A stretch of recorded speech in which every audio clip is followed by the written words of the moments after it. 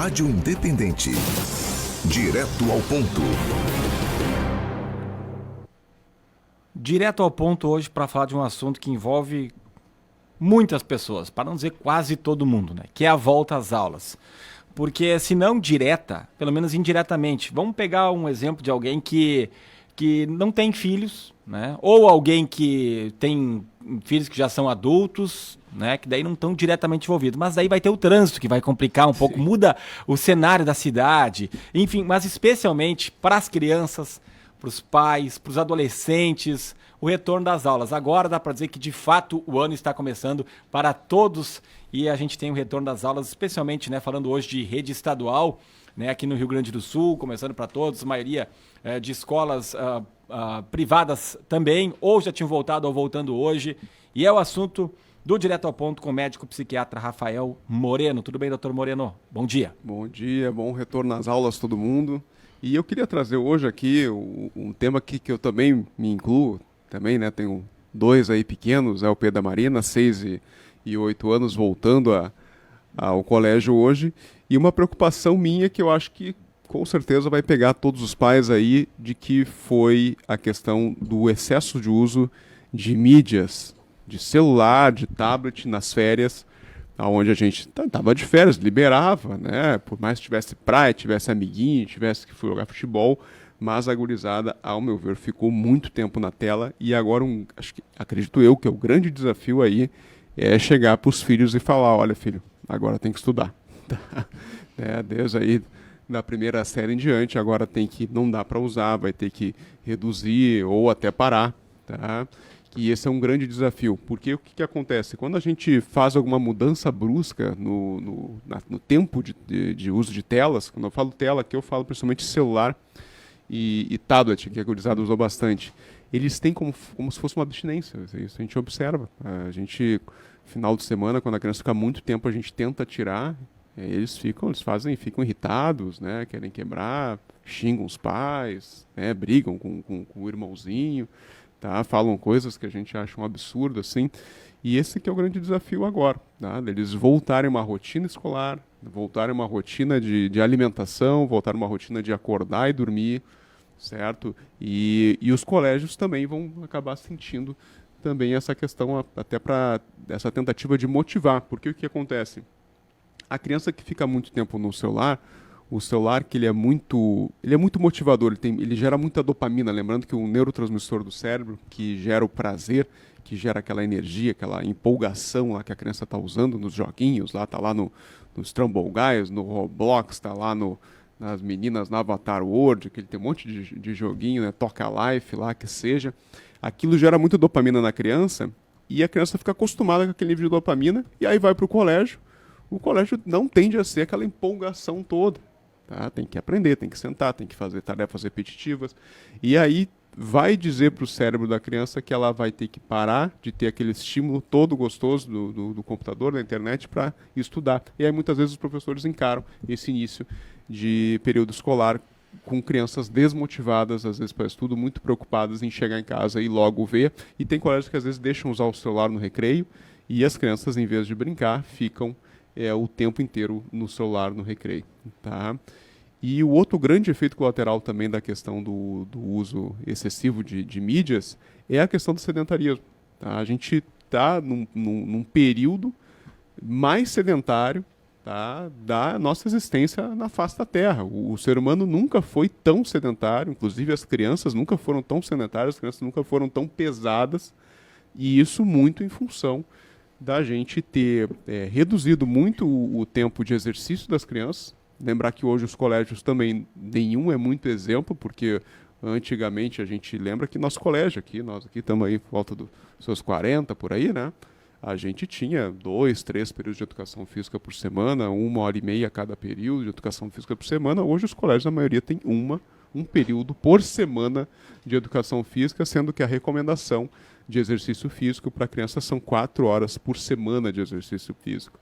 E o que eles fazem em vez de exercício físico? Celular. Tá? Então, esse é um grande desafio aí que a gente acaba tendo também. Então aí o desafio que eu lanço aí para quem está escutando, para quem tem filho, para quem tem neto aí, olha, vamos tentar deixar as crianças sem celular essa semana aí. Será que a gente consegue deixar as crianças sem celular? Mas precisa ser tão radical, e eu pergunto porque quem tem criança pequena sabe que é difícil, né? Sim. Daqui a pouco reduzir alguns momentos, porque senão dá essa indisposição, e faz parte também, mas será que não é demais cortar radicalmente? Tem várias formas, é que nem cigarro. Qualquer comportamento que gera adição, tá? Quando a gente está falando de adição, é a pessoa ter um comportamento impulsivo, compulsivo em relação a algum uso de alguma coisa. Tá? Quando a gente tira da abstinência. Então, se a pessoa tirar de forma abrupta, pode dar abstinência, os pais têm que estar preparados a lidar. E o que faz nesse lidar? Exatamente. Qual é que é a orientação? O principal, o que é? Tu não pode simplesmente dizer, filho, não tem celular. Que ele vai te perguntar, tá, o que eu vou fazer no lugar do celular? Que de manhã eu ficava aqui vendo meu celular, né, fazendo minhas coisas. Não, tu vai ficar em casa parado, sem fazer nada. Não, aí não dá. Aí é complicado mesmo. Então você tem que substituir com uma rotina que a criança vá conseguir fazer, tá? E que você também consiga se organizar para fazer. Então, quem pode, bota no segundo turno no colégio, quem pode, bota num esporte, bota num futebol, bota... Hoje, Lajeado e região tem uma gama importante aí de esportes extracurriculares. Tá? Boa parte dos colégios não tem dentro da grade curricular, mas você pode incluir e não é uma coisa cara. Tá? Para quem pode, isso é importante. Tem o segundo turno, hoje tem vários projetos aí de segundo turno no colégio, de colocar a criança, tá? Isso é importante. As atividades artísticas, então vai da criatividade, de tempo e disponibilidade de cada pai. Mas realmente simplesmente retirar e dizer fica em casa olhando para a parede não dá, tá? Aí é complicado mesmo. Então tem essa opção de tirar de forma abrupta, quem tem condições e quem consegue segurar, tá? Acho que é uma coisa interessante. É a forma que eu adotei lá em casa, essa semana eles vão ficar sem, tá? Então, como eles reagiram? Para desintoxicar. Explicamos ontem, né? Ó, pessoal, vai ser assim assado. Óbvio que teve choro, tá? Mas faz parte. Também tem a opção, sim, de reduzir. Lembrando que o tempo saudável, tá? É até 2 horas dia, certo? Até 2 horas dia. Passou de 2 horas, já começa a prejudicar o cérebro da criança, o comportamento da criança. E passou de 4 horas, a criança precisa de tratamento, tá? E os pais também precisam de orientação de tratamento, certo? Então, lembrar. E não faz mal ficar sem também, certo? Apesar de ter algumas pesquisas mostrando de que as crianças ali por volta dos 4, 5, 6 que não têm contato nenhum com tela, elas têm alguns déficits também. Tá? Lembrar que hoje o mundo ele é muito tecnológico, ele exige que as crianças saibam mexer, inclusive nos colégios já tem atividades que as crianças utilizam o celular, tem vários aplicativos, Elefante Letrado, Matific, que o pessoal acaba utilizando o celular. Não tem como fugir, não dá para brigar, né? Exatamente, então... Mas tem dentro dos limites, né? Dentro dos limites, tem famílias que optam por escolher ficar sem, né?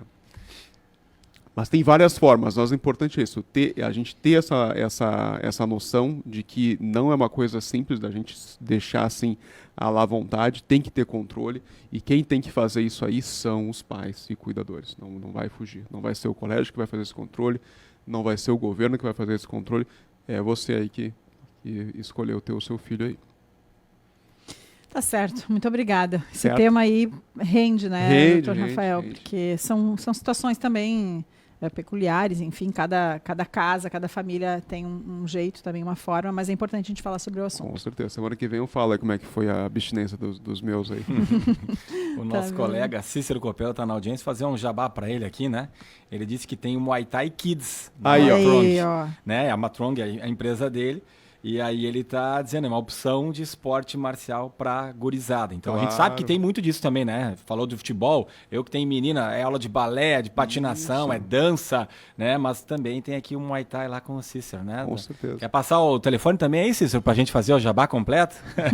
Mas é isso aí, são opções interessantes, Isso aí. sempre melhor, né? E esses esportes completos, né? Qualquer esporte que trabalhe o corpo inteiro são os esportes mais recomendados para criança. Às vezes o próprio futebol é interessante, mas o futebol às vezes deixa muito específico em perna, né? E a gente fala que antes da adolescência o importante são os esportes completos, natação, lutas que envolvem o membro superior e inferior, as ginásticas, né? Então é isso aí, tem que botar a criança para fazer esporte.